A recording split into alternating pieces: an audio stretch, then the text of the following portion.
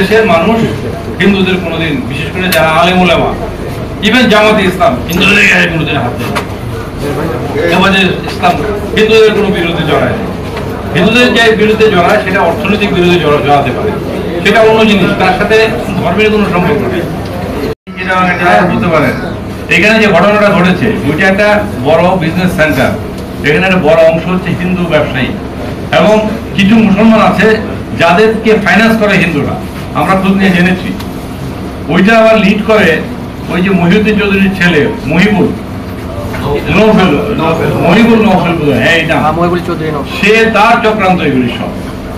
এবং সে, আমরা এটাও শুনি গুজব কিনা জানি না, আপনারা চেক করে দেখতে পারেন যে নৌফেল নাকি ইসকনের মেম্বার বলে। এটা আমি ইসকনের মেম্বার, কোথায় যিনি বলছেন, নিজেই বলছেন ইসকনের মেম্বার। কাজেই বুঝতে পারবেন এই ইসকন দেখছে যে ইসকন একটা আন্তর্জাতিক হিন্দুদের একটা প্রতিষ্ঠান, এইটাকে ব্যবহার করা যায় কিনা। পুরো ইসকনকে ব্যবহার করতে পারে নাই, তাদের থেকে বহিষ্কৃত একটা লোককে তারা ব্যবহার করছে, সেটা চিন্ময় নামে এক ভদ্রলোক। সেই তার নামে অসংখ্য অভিযোগ আছে এবং ইসকন দ্বারা বহিষ্কৃত।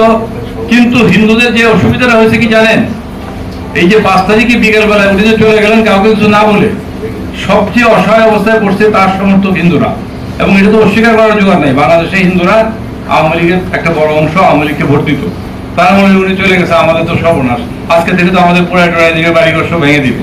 কিন্তু দেখা গেল 4-5 দিনে যে কিছু গোলযোগ হয়েছে, রাজনৈতিক গোলযোগ, এই গোলযোগে তুলনামূলকভাবে যে পরিমাণ হিন্দু আক্রান্ত হইতে পারত তার চেয়ে অনেক অনেক কম আক্রান্ত হয়েছে এবং বড় ধরনের কোনো ঘটনা ঘটেই নেই।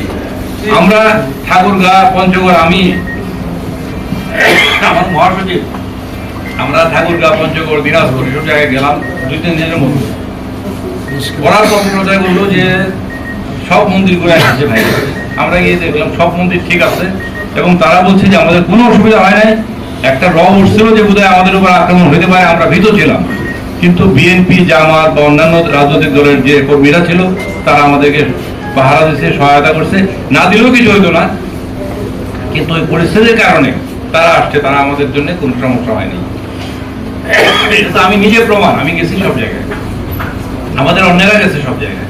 কাজেই এইটা, এই চট্টগ্রামের ঘটনাটা আমরা দেখছি, সে অনুযায়ী কাজ করা হচ্ছে।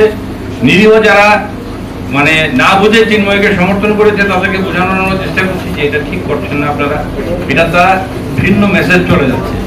মুসলমানরা মনে করছে যে বোধহয় ইন্ডিয়ার টাকা দিয়ে এটা করাচ্ছে, হয়তো করাতেও পারে, আমরা জানি না। টাকা পয়সার তো ছড়াছড়ি আছেই এগুলিতে, এবং তারা ঢাকায়ও করতে চাইছে, অন্যান্য জায়গায় করতে চাইছে, সব জায়গায় সফল হয়নি। আর ওই লোকটা যাকে নামিয়েছে সে ইসকনের সেরকম কোনো বড় কেউ না।